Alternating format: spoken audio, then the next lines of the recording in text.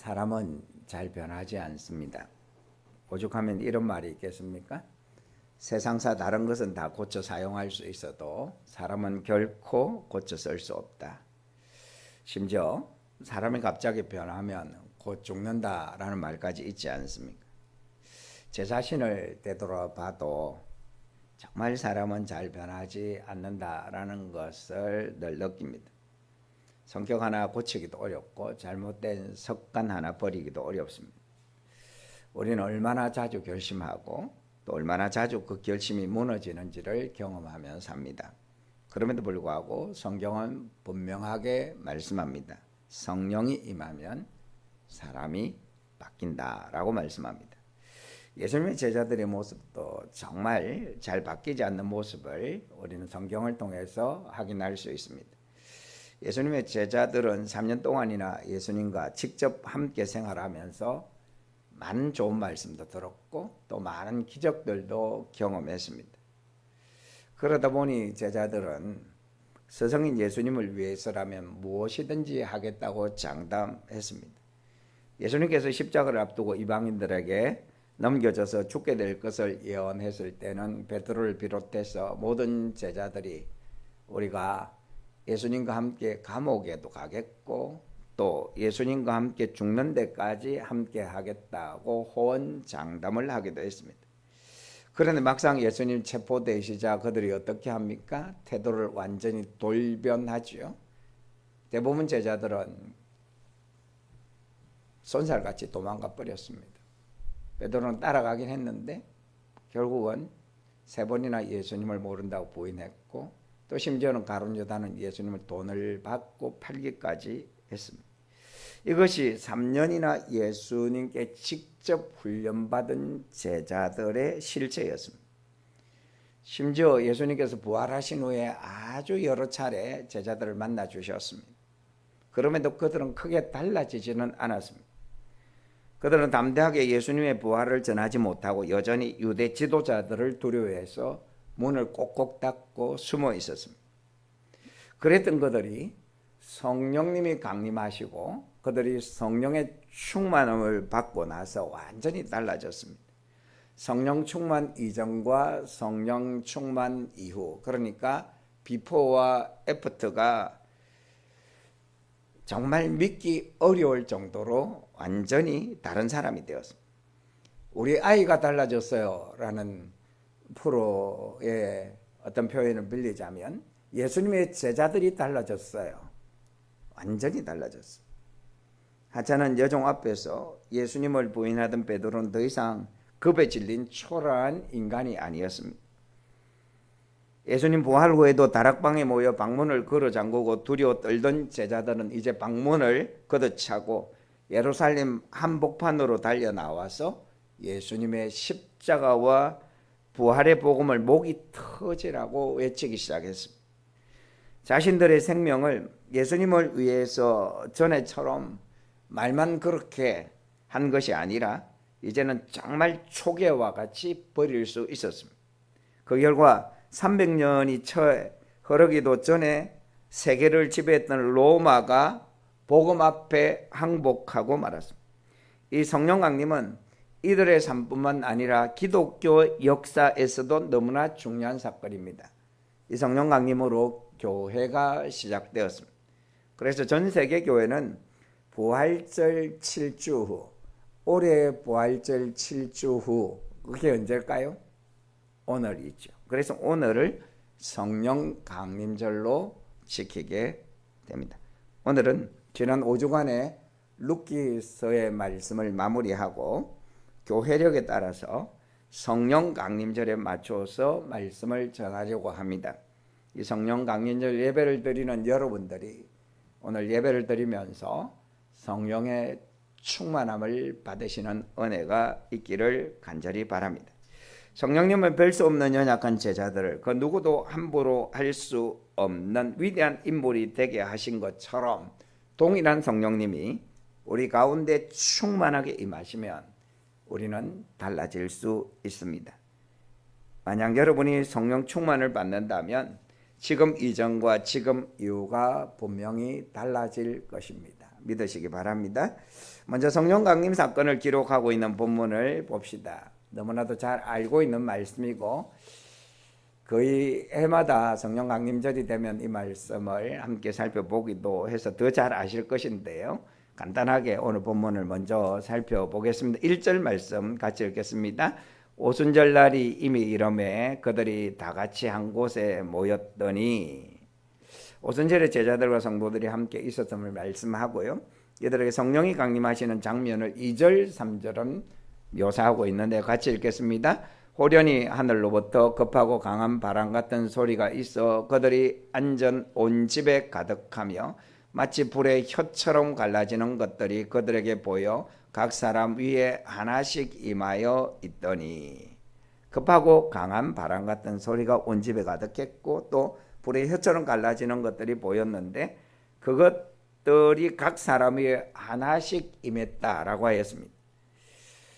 바람과 불은 구약에서 종종 하나님의 임재를 나타나는 현상 중에 하나로 표현되어집니다. 그 후에 일어난 일을 4절은 말씀하는데 4절도 같이 읽겠습니다. 그들이 다 성령의 충만함을 받고 성령이 말하게 하심을 따라 다른 언어들로 말하기를 시작하니라. 이 말씀도 여러분들에게 굳이 설명 안 해도 잘 아시겠습니다만은 지금 이제 오순절을 맞이해서 이스라엘 전역에 흩어져 살던 유대인들도 다 예루살렘에 모였고 또 디아스포라 세계에 흩어져 살던 유대인들도 예루살렘에 많이 모여 있었고 심지어는 이제 이방인 중에서 유대교로 개종한 사람들도 예루살렘 많이 모여 있었습니다. 이 말은 각자 쓰는 언어가 그 당시에 이스라엘 백성들은 아람어를 써서 히브리어가 조금 이제 역사가 지나면서 조금 변형된 아람어를 썼었는데 이 아람어를 그 당시에 이스라엘 땅에 살고 있었던 사람들을 사용했겠지만 세계 각 나라에 흩어진 사람들은 잘 몰랐겠죠.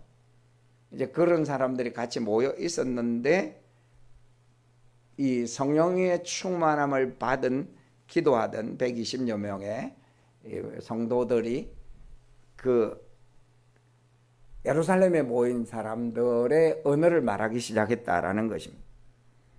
그래서 이 제자들이 예수님의 십자가와 부활의 의미를 예루살렘의 오순절을 지키기 위해서 모인 사람들에게 전파하기 시작하자 몇 명이 회개했다고 말씀합니까? 베드로의 설교를 듣고 3,000명이 회개했다고 하는데 이 3,000명 중에는 이스라엘 백성들뿐만 아니라 각 지역에서 각 나라에서 온 사람들도 알아듣고 베드로의 설교를 알아듣고 이제 회개하고 첫 믿음의 공동체 교회의 무리 안에 들어와서 교회 공동체를 이루게 되었습니다.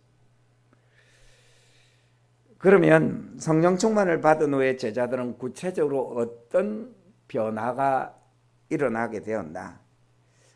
한마디로 말하면 삶의 모든 면이 다 변화되었다 이렇게 말할 수 있는데 그 중에서 한 3가지 정도를 요약해서 말씀을 드리면, 첫째는 이들은 성령 충만을 받고 나서 예수님에 대한 분명한 믿음과 확신이 생겨서 담대하게 예수님을 따르게 되어집니다.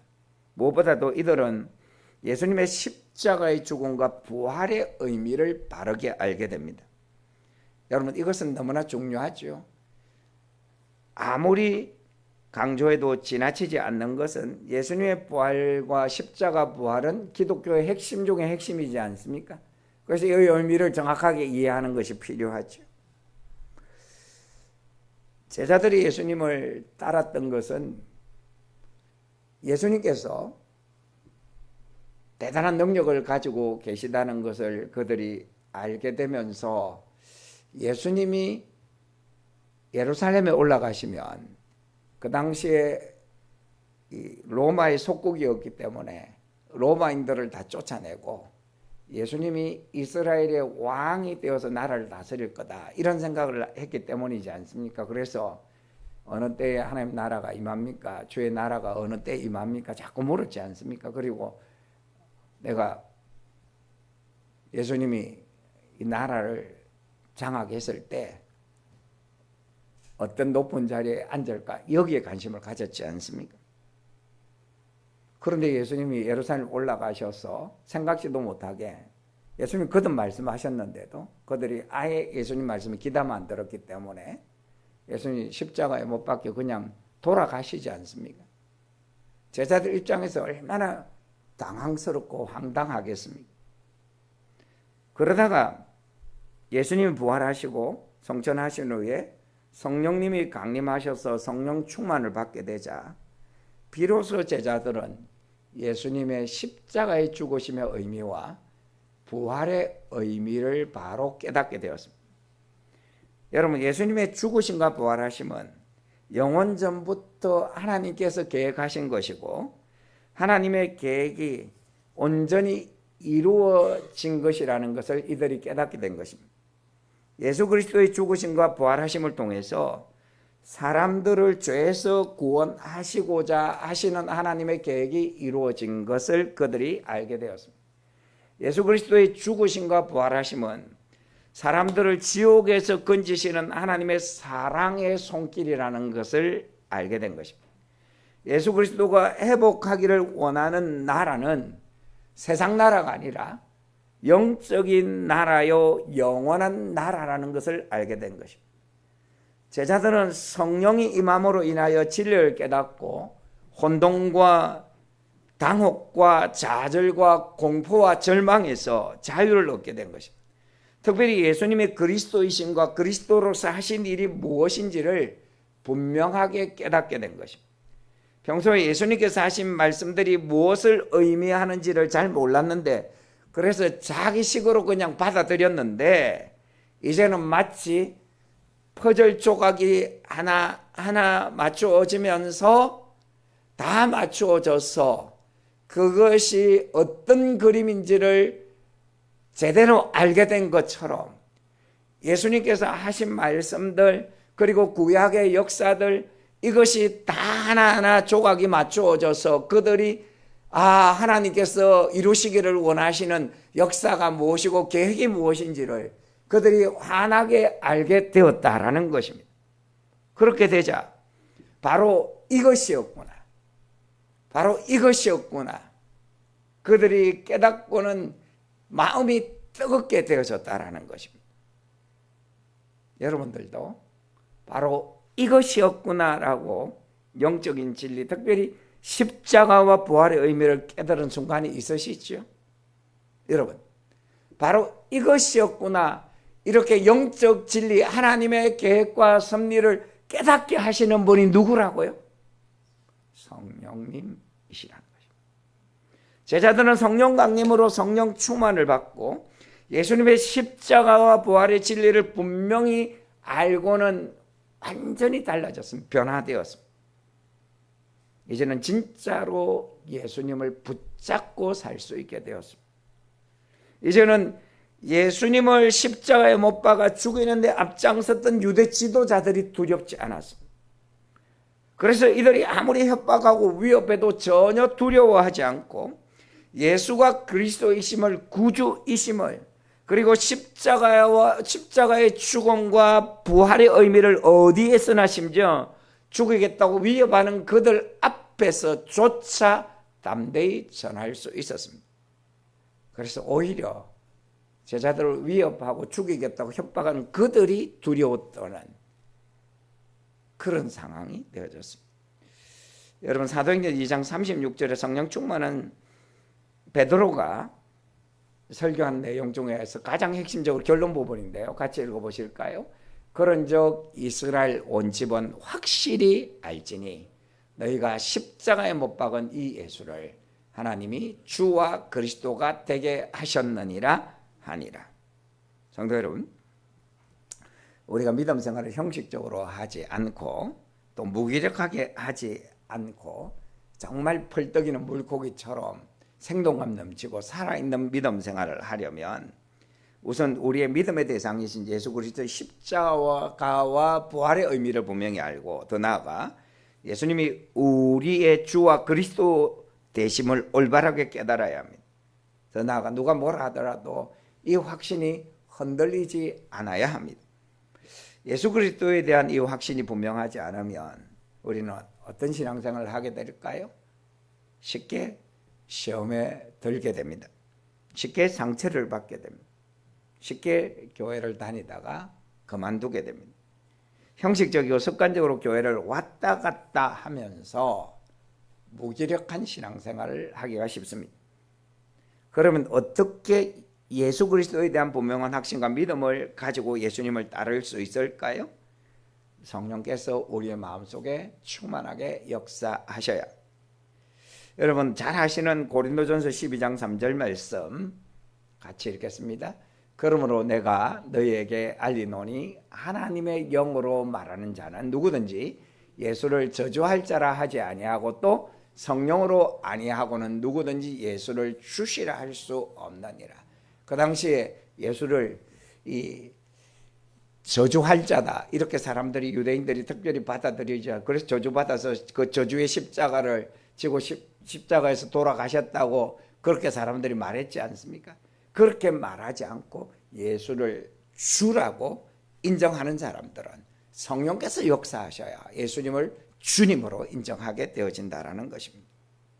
그러니까 성령은 예수님에 대해 분명하게 깨닫도록 해주실 뿐만 아니라 믿도록 역사하시는 것입니다.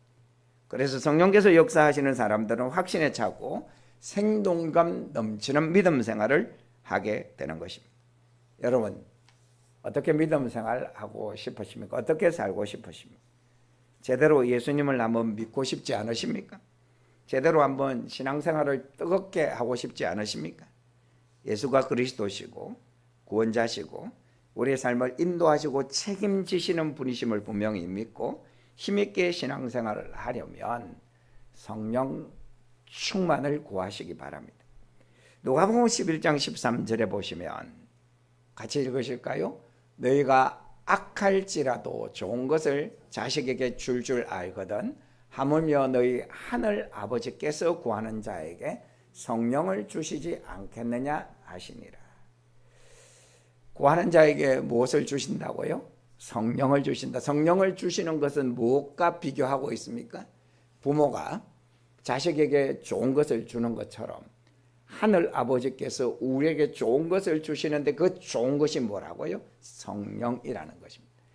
그러니까 우리에게 성령님으로 역사하시는 것이 우리의 신앙의 우리의 삶의 가장 좋은 것이라고 말씀합니다. 그래서 우리가 성령께서 우리 속에 충만하게 역사하시도록 우리가 구해야 한다, 기도해야 한다라는 것입니다. 바라기는 여러분들이 성령께서 역사하시는 것이 우리의 삶에 가장 좋은 것을 믿으시고 성령을 늘 구하시기를 바랍니다. 두 번째, 성령 충만을 받은 사람들은 어떤 모습으로 변화되었을까? 이타적인 사람으로 변화되어서 사랑의 공동체를 이루었습니다. 예수님께서 3년 동안 제자들에게 가장 강조한 말씀이 무엇이겠습니까? 한마디로 말하면 사랑하라입니다. 제일 크고 어뜸이 되는 말씀, 하나님을 사랑하고 이웃을 사랑하라는 것입니다. 하나님을 사랑하는데 어떻게 사랑하라고요? 마음을 다하고 또 뜻을 다하고 힘을 다하고 목숨을 다하여 하나님을 사랑하라. 그리고 이웃은 어떻게 사랑하라고요? 내 자신같이 혹은 내 몸같이 이웃을 사랑하라. 그런데 하나님을 사랑하고 이웃을 사랑하는데 가장 방해가 되는 것이 무엇입니까? 자기를 이기적으로 사랑하는 거죠. 이기주의란 무엇입니까? 자신의 이익이나 만족을 가장 우선시하고 타인의 입장이나 공동체 이익보다는 자기 자신만을 중심에 두는 태도나 사고방식을 말하지 않습니까? 쉽게 말하면 내가 좋으면 그만이다. 내가 먼저 다른 사람은 나중 이런 식으로 생각하는 거죠. 그러니까 타인의 고통이나 불편이나 권리는 중요하게 여기지 않고 작으면 편하고 유익하면 된다고 여기는 태도가 바로 이기주의입니다. 여러분, 이 이기주의가 무서운 이유가 무엇입니까? 공동체를 무너지게 하죠. 배려와 사랑이 사라지고 갈등을 일으키게 하죠. 결과적으로 자신도 고립되게 됩니다. 오늘날 우리 사회의 가장 큰 문제가 바로 이 이기적인 사고방식이지 않습니까? 성령 강림 전에 제자들의 모습이 그랬지 않습니까? 계속해서 누가 크냐로 싸웠습니다. 심지어 예수님께 십자가에 못 박혀 돌아가시기 바로 직전까지도 누가 크냐고 싸워. 예수님이 내가 곧 십자가에 죽을 거다. 계속 말씀하시는 대로 그는 귀담아 듣지 않았습니다. 왜요? 자기 욕망, 높은 자리에 앉고 싶은 이 이기적인 욕망 때문에 예수님 말씀이 귀에 들어오지 않았습니다. 그런데 성령 강림으로 인해서 성령 충만을 받은 그들은 어떻게 달라졌습니까? 정말 믿기 어려울 정도로 제자들은 너무나 이타적인 마음으로 정말 이 땅에서 이룰 수 없는 천국과 같은 사랑의 공동체를 그들이 이루었지 않습니까? 우리가 지금도 이들이 성령 충만 이후에 이룬 이 공동체를 이루기 위해서 노력하지 않습니까? 이상적인 공동체라고 생각하지 않습니다. 잘 아시는 말씀이지만 우리 사도행전 2장 44절에서 46절 이들이 이룬 가장 이상적인 공동체의 모습을 우리 한번 성경을 통해서 읽겠습니다. 44절 46절 보시겠습니다. 같이 읽겠습니다. 믿는 사람이 다 함께 있어 모든 물건을 서로 동용하고 또 재산과 소유를 팔아 각 사람의 필요를 따라 나눠주며 날마다 마음을 같이하여 성전에 모이기를 힘쓰고 집에서 떡을 떼며 기쁨과 순전한 마음으로 음식을 먹고. 이들이 성령 충만을 받고 나서 너무나 사랑이 충만한 마음으로 변화되어서 이제 첫 교회가 세워져서 필요가 많이 생겼지 않습니까? 그러니까 자기 걸 다 내어놓습니다. 그래서 필요한 사람 마음껏 쓰도록 네 거 내 거 가리지 않고 마음껏 쓰도록 하고 그것만 가지고 안 되니까 내게 있는 게 뭐냐? 재산, 소유 그걸 다 팔아서 사람들의 필요를 따라서 다 내어놓았다는 것이죠. 이런 모습이 천국이지 않겠 천국 가면 다 이렇게 살지 않겠습니까? 그런데 이들의 이런 모습에서 더 감동을 주는 건 뭐냐면 이게 누가 시켜서 한 일이 아니다라는 것입니다. 행정당국에서 이렇게 하라고 강요하거나 법으로 정하 이렇게 하지 않으면 처벌한다고 이렇게 해서 한 일이 아니다라는 것입니다. 이들이 마음에 우러나서 성령의 충만함을 받고 나니까 마음에 내 필요보다 다른 사람 필요가 먼저 눈에 들어오는 것입니다. 여러분, 이 인간의 본성, 타락한 인간의 본성은 너무나 자연스럽게 자기 먼저 생각하게 합니다. 그래서 예수님께서 이웃을 누구같이 사랑하라고 말씀은 자기 자신같이. 이웃을 자기 자신과 같이 사랑하라는 말은 우리 모두가 자기를 더 먼저 생각한다는 것이지 않겠습니까? 자기를 더 위한다는 것이지 않겠습니까? 그래서 자기를 위하는 그 마음, 자기를 먼저 생각하는 그 마음으로 다른 사람을 위하면 그게 진짜 사랑이 된다는 것이지 않겠습니까? 성경 말씀 중에 황금률이라고 불리는 구절이 있습니다. 그 구절이 어디입니까? 마태복음 7장 12절 말씀이 어떤 말씀이 황금률입니까? 같이 보실까요? 그러므로 무엇이든지 남에게 대접을 받고자 하는 대로 너희도 남을 대접하라. 이것이 율법이요 선지자니라. 이 말씀이 황금률, 영어로 골든 룰, 황금률, 골든 율, 영어와 우리나라 표현이 좀 비슷한데요. 왜 이것을 황금률이라고 부를까요? 그만큼 사람들이 자신을 먼저 챙기고 자신을 위하니까 자신에게 해주기를 바라는 대로 남에게 해주면 그게 진짜 사랑이다는 거죠. 그런데 여러분, 문제는 우리가 이게 잘 안 됩니다. 저도 정말 잘 안 됩니다. 이 시간도 설교도 하고 너무나 잘 알고 있는 원리이지만 늘 그렇게 하려고 노력하지만 그래도 자동적으로 그냥 오토매틱으로 제 자신을 위하고 제 자신의 입장을 먼저 생각하고 제 자신의 형편을 먼저 생각하는 늘 저의 모습입니다. 어떻게 극복할 수 있냐? 성령께서 충만하게 역사하시면 우리가 나 자신보다 다른 사람을 먼저 챙겨보고 생각하게 된다. 왜냐하면 성령님은 우리에게 예수님의 사랑의 마음을 갖도록 역사하십니다. 그래서 성령님은 우리를 이기적으로 살지 않고 예수님처럼 이타적으로 살게 하십니다. 예수님은 우리를 위해 자신을 주신 것처럼 우리도 다른 사람을 위해서 우리 자신을 주는 삶을 살게 하십니다. 기독교 역사에 보면 세상 사람들이 흉내도 못하는 정말 도무지 원수라고 밖에 표현할 수 없는 그런 사람도 용서하고 사랑하는 사람들이 있지 않습니까? 손장훈 목사님처럼. 혹은 도저히 사랑할 수 없는 그런 사람까지도 사랑하는 사람들을 볼 수 있지 않습니까? 어떻게 사랑할 수 있냐? 인간의 본능으로 사랑할 수 없지만, 인간의 의지로 사랑할 수 없지만 성령님께서 역사하시니까 사랑할 수 있습니다. 특별히 손장훈 목사님 같은 경우에 손장훈 목사님의 간증을 들어보면, 기록된 책에 보면 자기 두 아들을 죽인 범인인데 얼굴만 보면 정말 도저히 이 아들로 삼긴 했지만 도저히 보기 힘들어서 너무너무 힘들었다는 것입니다. 그럴 때마다 기도하고 하나님 사랑할 수 있는 마음을 주십시오.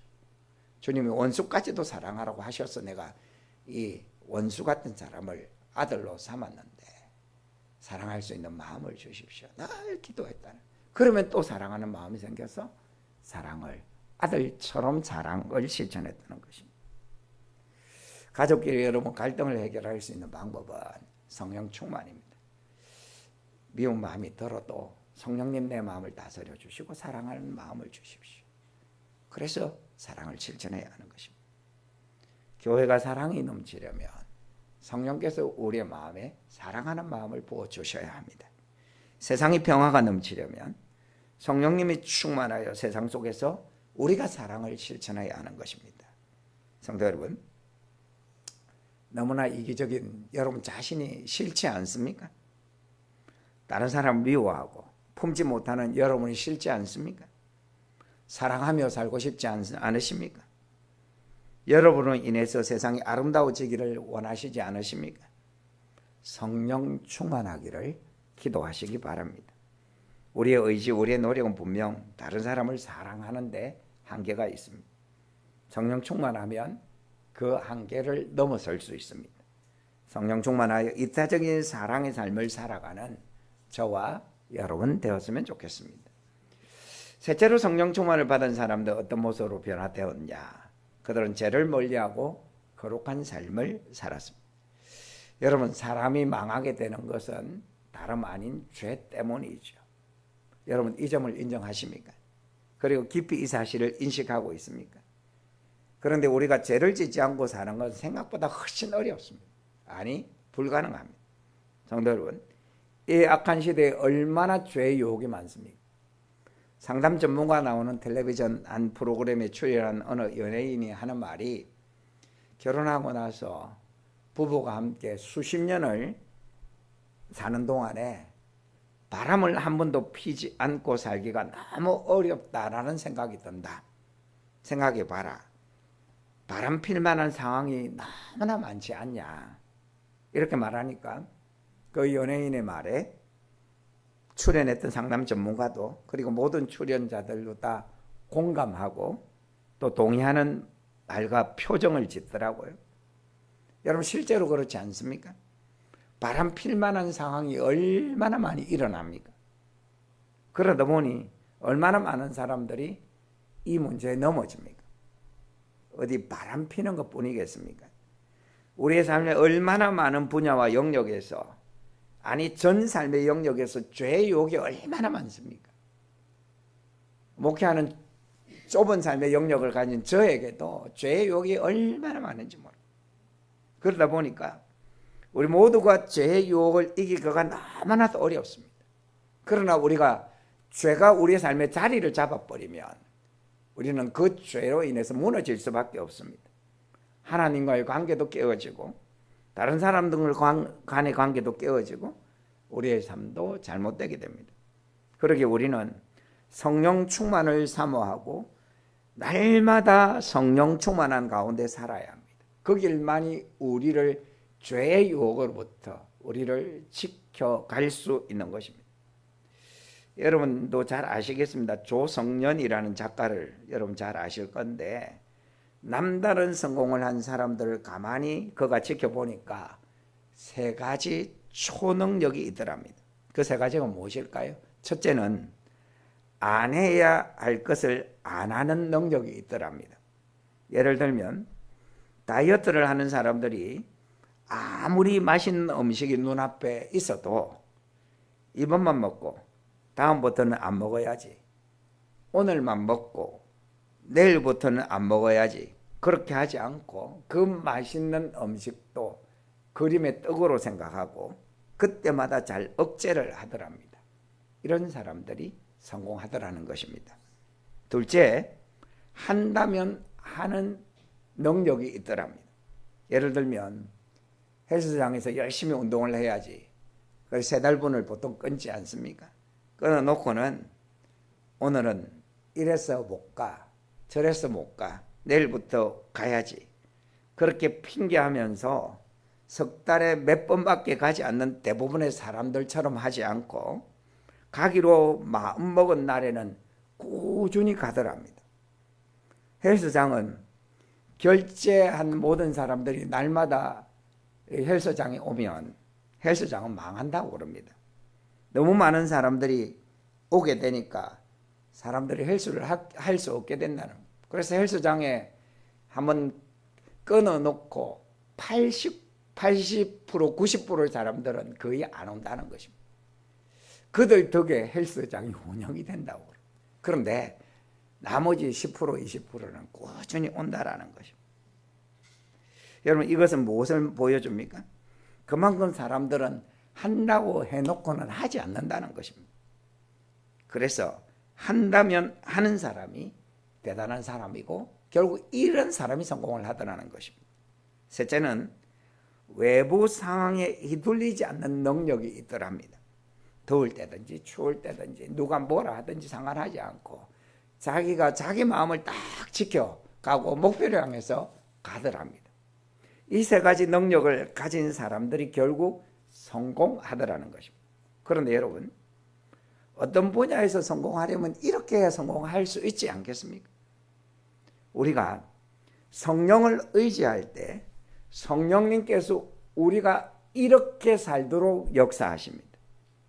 성령께서는 해야 할 일들을 하게 역사하시고 하지 않아야 할 일을 하지 않도록 역사하시고 상황과 환경에 우리의 마음이 휘둘리지 않고 우리가 마땅히 가야 될 방향으로 가도록 역사하십니다. 그러므로 우리는 무슨 일을 하든지 늘 성령님의 도우심을 의지해야 합니다. 성령님을 의지하고 기도하면서 하나님 이거 해야 할 일인데 하게 해주세요 기도하시기를 바랍니다. 하나님 이거 하면 안 되는데 하지 않도록 역사하십시오라고 기도하셔야 합니다. 내 마음이 흔들리지 않도록 내 마음을 지킬 수 있도록 우리는 기도해야 합니다. 그런데 여러분, 특별히 죄가 무엇입니까?